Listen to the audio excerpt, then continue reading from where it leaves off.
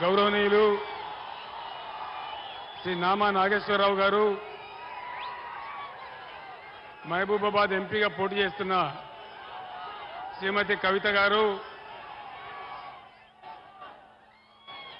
కొత్తగూడెం జిల్లా అధ్యక్షులు రేగా కాంతారావు గారు, కొత్తగూడెం సభలో ఇంత విశేష సంఖ్యలో హాజరైనటువంటి మీ అందరికీ కూడా ధన్యవాదాలు.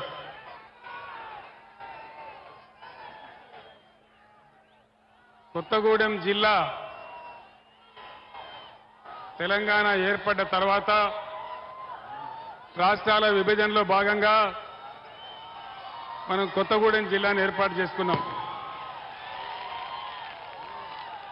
ఈ జిల్లా మారుమూల ప్రాంతాలకు పరిపాలన చేరువ కావాలని, గిరిజన బిడ్డలందరికీ న్యాయం జరగాలని, పరిపాలన అందాలని మనం కొత్తగూడెం జిల్లా ఏర్పాటు చేసుకున్నాం. మీరు ప్లీజ్ కాసేపు ఆగానే, ప్లీజ్ స్టాప్. మాట్లాడుతున్నాం కదా, మాట్లాడేటప్పుడు చేయ తమ్ముడు, ప్లీజ్ స్టాప్. మీరు కామ్గా ఉంటే వస్తుంది, అరిస్తే రాదు.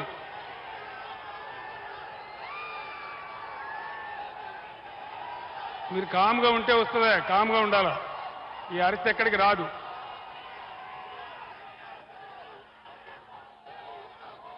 Please please please don't do that.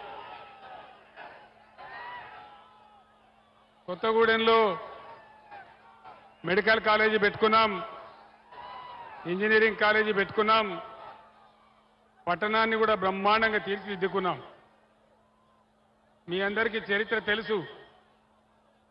చాలా దూరంలో ఉండే చెర్ల, వాజేడు, దుమ్ముగూడెం మండలాలు ఖమ్మం పోవాలంటే చాలా ఇబ్బందిగా ఉండేది. కావాలనే మనం ఇక్కడ జిల్లా ఏర్పాటు చేసుకున్నాం. ఈరోజు ఈ రాష్ట్రాన్ని పరిపాలిస్తున్నటువంటి పార్టీ ముఖ్యమంత్రి రేవంత్ రెడ్డి చాలా క్లియర్గా చెప్తా ఉన్నాడు, కొత్తగూడెం జిల్లా తీసేస్తా అని చెప్తా ఉన్నాడు. కొత్తగూడెం జిల్లా ఉన్నానా తీసేయన్నా? కొత్తగూడెం జిల్లా ఉండానా తీసేయన్నా? వినబడతలేదు, గట్టిగా చెప్పాలి. కొత్తగూడెం జిల్లా ఉండానా? కొత్తగూడెం జిల్లా ఉండాలి. మీ అందరికీ లాభం జరగాలంటే ఖచ్చితంగా ఈ పార్లమెంట్ ఎలక్షన్లో నామా నాగేశ్వరరావు గారు ఇవ్వాలి, అక్కడ కవిత గెలవాలి. ఈ కాంగ్రెస్ ప్రభుత్వానికి చురుకు పెట్టాలి.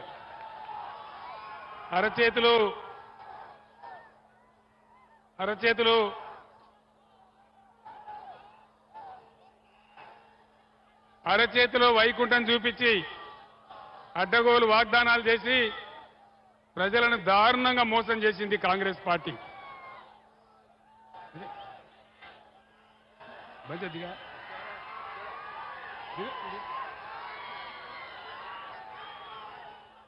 ప్రజలను ఘోరంగా మోసగించింది కాంగ్రెస్ పార్టీ. మీ అందరికి తెలుసు ఎటువంటి వాగ్దానాలు చేసినారు. కేసీఆర్ గారు కేవలం 10,000 రూపాయలు ఇస్తా ఉన్నారు రైతు బంధు. మేము 15,000 ఇస్తామని చెప్పినారు. ఆ 5,000 అయినా సరే రైతు బంధు వచ్చిందా? రైతు బంధు అందరికీ వచ్చినాదండి? వినబడతలేదు. రైతు బంధు రాలేదా? కళ్యాణ లక్ష్మి ఇస్తే కేసీఆర్ గారు 1,00,000 రూపాయలు ఇస్తా ఉన్నారు. మేము తులం బంగారం ఇస్తామన్నారు. ఎవరికన్నా తులం బంగారం వచ్చిందా? ఏందా? కూర్చో, కూర్చోవా, కూర్చో కూర్చో కూర్చో కూర్చో.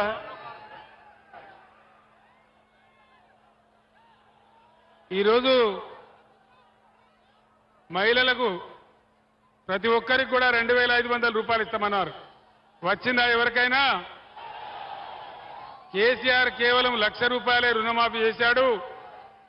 ముఖ్యమంత్రి చెప్పినాడు, మీరందరూ కలిసి వెంటనే పోండి, 2 లక్షల రుణం తెచ్చుకోండి, తెచ్చుకుంటే మీకు తప్పకుండా 2 లక్షల రుణమాఫీ చేస్తున్నారు. 2 లక్షల రుణమాఫీ అయ్యిందా? వినబడతలేదు. 2 లక్షల రుణమాఫీ అయ్యిందా అండి? మరి ఏమైంది కాంగ్రెస్ పాలనలో?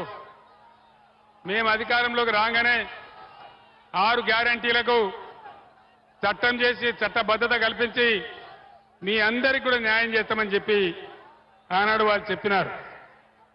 ఇది కూడా పూజారటోడు స్టాప్.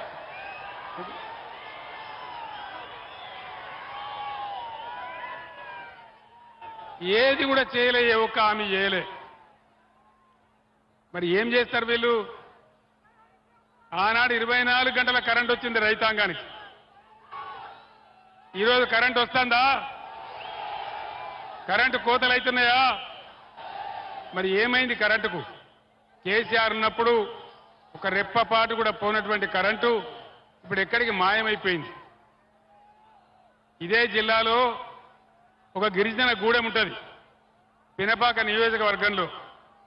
బ్రహ్మాండంగా మిషన్ భగీరథ కార్యక్రమం పెట్టి ఒక చిన్న ఊరు, చాలా చిన్న ఊరు, గిరిజన గ్రామం దొంగతోపు అని చెప్పి ఒక చిన్న గూడెం ఉంటుంది. అక్కడికి కూడా నీళ్లు పంపించినాం. ఇలా మిషన్ భగీరథ నీళ్లు సక్రమంగా వస్తున్నాయా?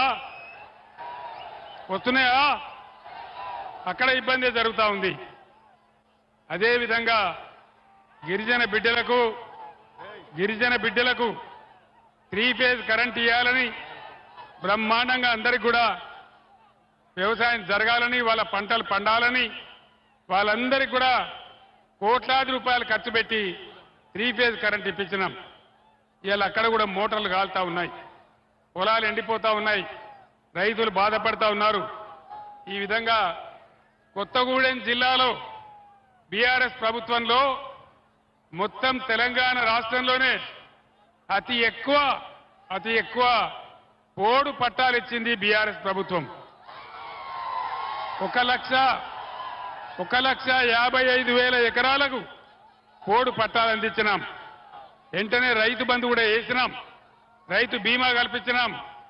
ఇలా గిరిజన రైతులకు రైతు బంధు వచ్చిందా? పోడు భూములకు రైతు బంధు వచ్చిందా? రావాలనా? యుద్ధం చేద్దామా? పోరాడదామా? మరి మీరంతా సిద్ధంగా ఉండాలి. గిరిజనుల కోసం ప్రత్యేక గురుకులాలు పెట్టినాం, మైనార్టీల కోసం ప్రత్యేక గురుకులాలు పెట్టినాం, బీసీల కోసం, ఎస్టీల కోసం 1100 గురుకుల పాఠశాలలు పెట్టి వాళ్ళ బతుకులు బాగుపడాలని ప్రయత్నం చేసినాం. అక్కడ చదువుకున్న పిల్లలు బ్రహ్మాండంగా ఐఐటి, ఐఐఎం, ఎంబీబీఎస్, ఐఏఎస్ పరీక్షలకు కూడా పోతా ఉన్నారు. మంచి ఫలితాలు తెస్తా ఉన్నారు. ఈరోజు తెలంగాణ రాష్ట్రంలో నేను ముఖ్యమంత్రిగా ఉన్నప్పుడు ఓవర్సీస్ స్కాలర్షిప్ దళిత బిడ్డలకు, గిరిజన బిడ్డలకు, ముస్లిం మైనారిటీలకు అందరికీ కూడా 20 లక్షల స్కాలర్షిప్ ఇచ్చినాం. ఈరోజు 20 లక్షల స్కాలర్షిప్ ఇస్తున్నారా? ఓవర్సీస్ స్కాలర్షిప్ ఇస్తున్నారా? ఫీజు రియంబర్స్మెంట్ ఇస్తున్నారా? మరి ఏం చేస్తున్నారు? డబ్బులు ప్రభుత్వం ఏం చేస్తా ఉంది? దయచేసి మీరు ఆలోచన చేయాలి. గిరిజనుల కోసం చరిత్రలోనే ఎప్పుడు లేనటువంటి బంజారా హిల్స్లో బంజారాల కోసం బంజారా భవన్ గాని, కుమరంభీం పేరు మీద ఆదివాసీ భవన్ గాని కట్టినాం. ఎప్పుడైనా ఏ ప్రభుత్వం కట్టిందా? కోట్ల రూపాయలు పెట్టి గిరిజన బిడ్డల కోసం రాజధాని నడిబొడ్డున 75 సంవత్సరాల స్వాతంత్రంలో మొదటిసారిగా బ్రహ్మాండంగా మీకు గిరిజన భవనాలు కట్టించినాం. మీ అందరూ కూడా ఒక ఆలోచన చేయాలి. కరెంటు కాట కలిసింది.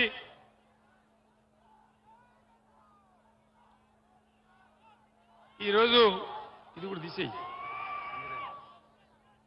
సింగరేణి బిడ్డలకు కూడా బీఆర్ఎస్ హయాంలో ఎటువంటి లాభాలు చేసినామో, ఏమేమి సాయం జరిగిందో మీ అందరికీ తెలుసు. తెలంగాణ స్పెషల్ ఇంక్రిమెంట్ ఇచ్చినాం, బోనస్ ఇచ్చినాం, చరిత్రలో ఎప్పుడు లేనంత పెంచినాం. ఇప్పుడు ఈ ప్రభుత్వం సింగరేణిని కూడా ముంచే కార్యక్రమంలో ఉంది. ఎందుకంటే మీ అందరికీ తెలుసు, ఈనాడున్న ముఖ్యమంత్రి చోటేబాయ్, నరేంద్ర మోడీ బడేబాయ్.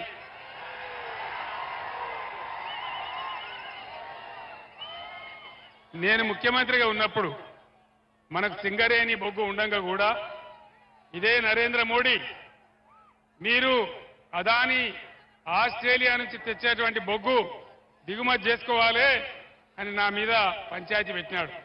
నేను ఆ రోజు చెప్పిన, మాకే సింగరేణి ఉంది, మాకే బొగ్గుంది, నీ ఆస్ట్రేలియా బొగ్గు మాకెందుకని చెప్పి ఎట్టి పరిస్థితులలో ఒక టన్ను కూడా కొనమని చెప్పి నేను చెప్పినాను. సింగరేణిని కాపాడడానికి ప్రయత్నం చేసినాం. మరి దయచేసి మీరు ఆలోచన చేయాలి. ఈరోజు ఏది కూడా జరగల. రైతు బంధు రాలే, కరెంటు రాలే, రుణమాఫీ కాలే, అన్ని హామీలు కూడా అరచేతిలో వైకుంఠం చూపించి గోల్మాల్ చేసి గద్దెకెక్కిన కాంగ్రెస్ ప్రభుత్వం ఘోరమైనటువంటి పనులు చేస్తూ ఉంది. జిల్లాలను కూడా తీసేస్తా అంటా ఉన్నారు. జిల్లాలు ఎందుకు పెట్టినా, మనకు పనిలేక పెట్టినామా? ప్రజలకు పరిపాలన చేరువ కావాలని, అందరికీ అందుబాటులోకి రావాలని కొత్తగూడెం జిల్లా చేయడమే కాదు, బ్రహ్మాండమైన కలెక్టర్ కార్యాలయం కట్టుకున్నాం, అద్భుతమైన కలెక్టరేట్ కట్టుకున్నాం. ఇవన్నీ కూడా తీసేస్తామని మాట్లాడుతూ ఉన్నారు. నరేంద్ర మోడీ బీజేపీ ప్రభుత్వం 10 ఏళ్ల కింద దేశంలో గద్దెకెక్కితే ఒక్క హామీ అన్న నరేంద్ర మోడీ నెరవేర్చిండా? బేటీ పడావో బేటీ బచావో ఎక్కడన్నా కనబడ్డదా? అమృత్ కాల్ వచ్చిందా? అచ్చే దిన్ వచ్చిందా? ఇలా ప్రపంచంలో మన రూపాయి వాల్యూ ఎంత? 83 రూపాయలు. $1కు 83 రూపాయలు. నరేంద్ర మోడీ అంత దరిద్రమైనటువంటి పరిపాలన మళ్ళా చూడం మనం. అంత దుర్మార్గమైన పాలన, మతాలకు పంచాయతీ పెట్టి మనకు ఉద్వేగం రేపి ఓట్లు దొబ్బుకున్నాడే తప్ప ఏ ఒక్క మంచి పని కూడా జరగలే. అమృత్ కాల్ అన్నాడు, వచ్చిందా? ఏ ఒక్క మంచి పని అన్న జరిగిందా? ఇవన్నీ జరగకపోగా ఇవాళ ఏమంటున్నాడు నరేంద్ర మోడీ? నేను గోదావరి నదిని ఎత్తుకపోయి తమిళనాడుకు కర్ణాటక ఇస్తా అంటున్నాడు. తెలంగాణకున్న ఒకే ఒక్క ఆధారం గోదావరి నది. ఆ గోదావరి నది కూడా పోతే మన బతికేం కావాలి? భద్రాచలం దగ్గర దుమ్ముగూడెం సమీపంలో ఖమ్మం జిల్లాలోని ఎత్తైన ప్రాంతాలు, ఏనుకూరు కావచ్చు, జూలూరుపాడు కావచ్చు, ఇంకా కిందికున్న మండలాలు కావచ్చు, సాగర్లో నీళ్లు తక్కువ పడ్డప్పుడు కృష్ణా ఆయకట్టు కావచ్చు, అన్నిటికి కూడా ఆధారం సీతారామ ప్రాజెక్టు. బ్రహ్మాండమైన సీతారామ ప్రాజెక్టు నిర్మాణం జరుగుతూ ఉంది. మీరు కళ్ళారా చూస్తా ఉన్నారు. మరి మీద ఇచ్చంపల్లి దగ్గర ఆనకట్ట కట్టి ఉన్న గోదావరి నీళ్లు తమిళనాడు కర్ణాటకకు తరలించకపోతే మన తెలంగాణ గతి ఏం కావాలి? మీ గోదావరిని మీ ముందరనే నేను ఎత్తుకొని పోతా అని నరేంద్ర మోడీ చెప్తా ఉన్నాడు. మరి ఆ నరేంద్ర మోడీకి, బీజేపీకి మనం ఒక్క ఓటు కూడా వేయాలనా? ఎందుకు వేయాలి ఓటు? దేనికోసం వేయాలి? దయచేసి మీరందరూ ఆలోచన చేయాలి. నేను ముఖ్యంగా విద్యావంతులకు, యువకులకు నేను ఒక్కటే మాట మనవి చేస్తా ఉన్నా. ఇది ఆషామాషి వ్యవహారం కాదు. మన బతుకు తెరువు సమస్య, మన జీవన మరణ సమస్య.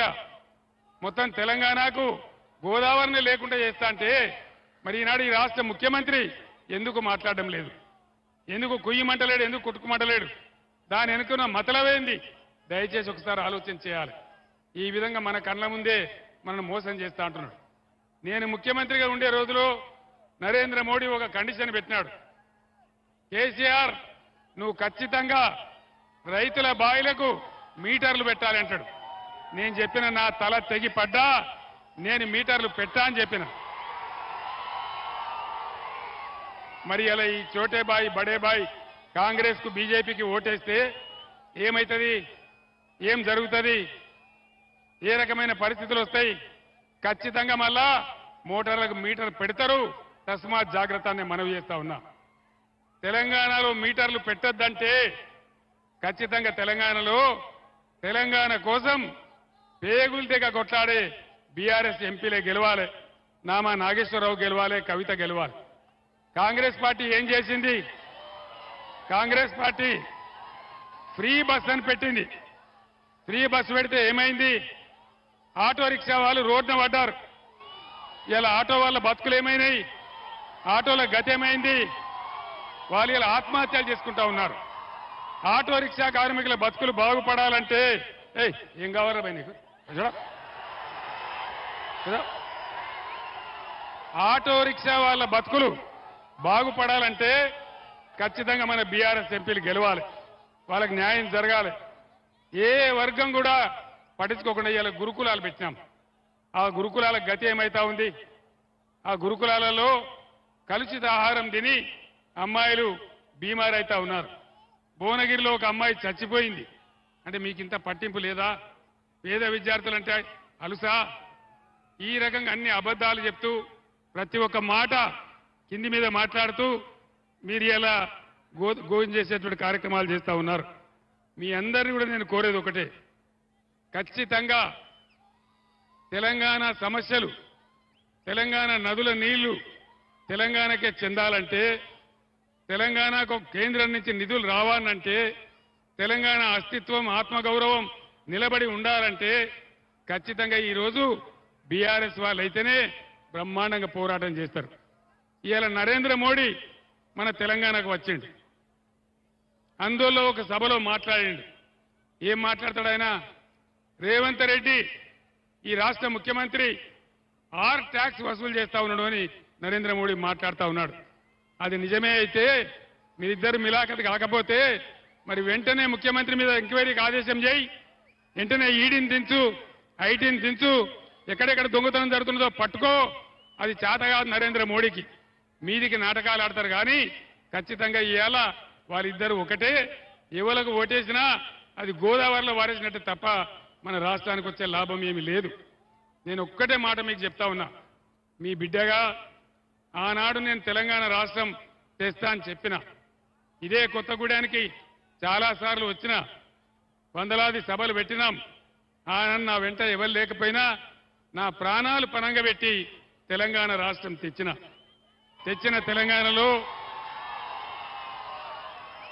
తెలంగాణలో కులం లేకుండా, మతం లేకుండా, ఏ వివక్ష లేకుండా అన్ని వర్గాల ప్రజలను పొట్టన పెట్టుకొని బ్రహ్మాండంగా తీసుకొని పోయినాం. శాంతి భద్రతలు అద్భుతంగా ఉండే. ఏ ఒక్కనాడు హిందువుల మధ్య, ముస్లింల మధ్య కొట్లాటలు జరగలే, ఏ రకమైన అలజడి జరగలే. కానీ ఈరోజు మాట్లాడితే హిందూ ముస్లిం అని మాట్లాడుకుంటూ ప్రజలలో విద్వేషం నింపుకుంటూ ఘోరమైన కార్యక్రమాలు చేస్తా ఉన్నారు. అందుకే నేను మిమ్మల్ని అందరినీ ప్రార్థించేది, దయచేసి ముఖ్యంగా యువకులు, విద్యావంతులు, మేధావులు నా మాటను మీరు చర్చ చేయండి. నేను చెప్పేది నిజమా కాదా? ఈ రాష్ట్రంలో ఏం జరుగుతా ఉంది? ఈ రాష్ట్రాన్ని ఎవరు కాపాడాలి? ఒకసారి ఆలోచించాలని కోరుతా ఉన్నా. तेलंगाना रियासत में जितने भी हमारे मुसलमान बुजुर्ग हैं और मुसलमान भाई बहनों को मैं सलाम करता हूं. आपसे अदबन गुजारिश करता हूं, आज के दिन में कांग्रेस बीजेपी दोनों एक है. बीजेपी को हराने, बीआरएस को हराने के लिए वो दोनों मिलकर काम कर रहे हैं.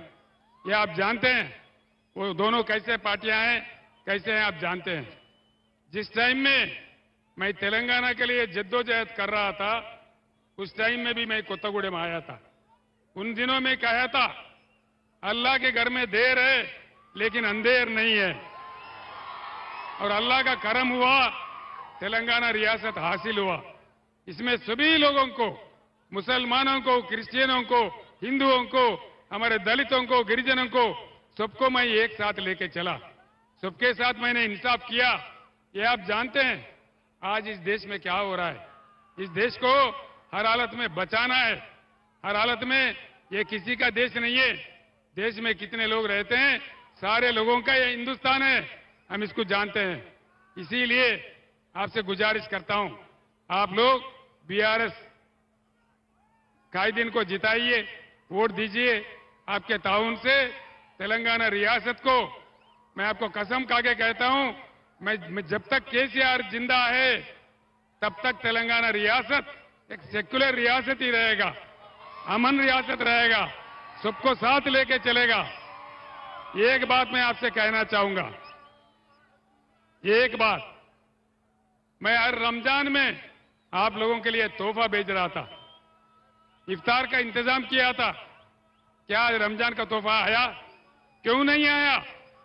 क्या क्या इनका कमाल है? समझ जाइए, देख लीजिए. इसीलिए मैं फिर एक बार गुजारिश करता हूं कि आप लोगों का वोट बीआरएस पार्टी को देके दोनों कैंडिडेट को जिताइए. या कविता हो या रामा नागेश्वर राव जी हो, वो अच्छे लोग हैं, तेलंगाना के लड़े से लोग हैं, इसलिए आप लोग जिताइए। इतना कहते हुए मैं आपसे रुखसत होता हूं। సోదరులారా, మీరందరూ కూడా అనేక ప్రాంతాల నుంచి ఇటు ఖమ్మం కావచ్చు, అటు మహబాద్ కావచ్చు, మీరిద్దరు వచ్చారు. మీ అందరికి చాలా థ్యాంక్స్. చాలా ఆవేశపూరితమైన స్వాగతం నాకు తెలియజేశారు.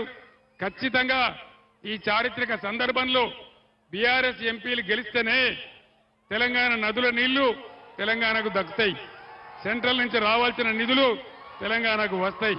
కాబట్టి దయచేసి ఈ ఎన్నికల్లో ఖచ్చితంగా ఇద్దరు కూడా బీఆర్ఎస్ అభ్యర్థులను మహబూబాబాద్ నుంచి కవిత గారిని, ఖమ్మం నుంచి నామా గారిని గెలిపించాలని చెప్పి నేను కోరుతా ఉన్నా. నేను ఇందాక ఖమ్మం నుంచి కొత్తగూడెం వస్తా ఉంటే కార్లలో పోయేవాళ్ళు, ట్రాక్టర్లో పోయేవాళ్ళు, జీబులో పోయేవాళ్ళు, ఆటోలో పోయేవాళ్ళు అందరూ కూడా ఇట్లా చూపెడతా ఉన్నారు జై కేసీఆర్ అని చెప్పి. కాబట్టి మీ అందరికీ కూడా నేను ప్రార్థిస్తా ఉన్నా. అయిపోయింది, కాంగ్రెస్ కథ అయిపోయింది, బీజేపీ కథ కూడా అయిపోయింది. కాబట్టి బ్రహ్మాండమైన మేయర్తోని బీఆర్ఎస్ ఎంపీలను గెలిపించండి.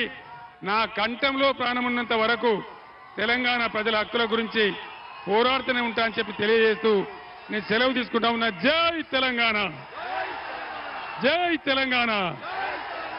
కారు గుర్తుకే, కారు గుర్తుకే, జై తెలంగాణ. ధన్యవాదాలు.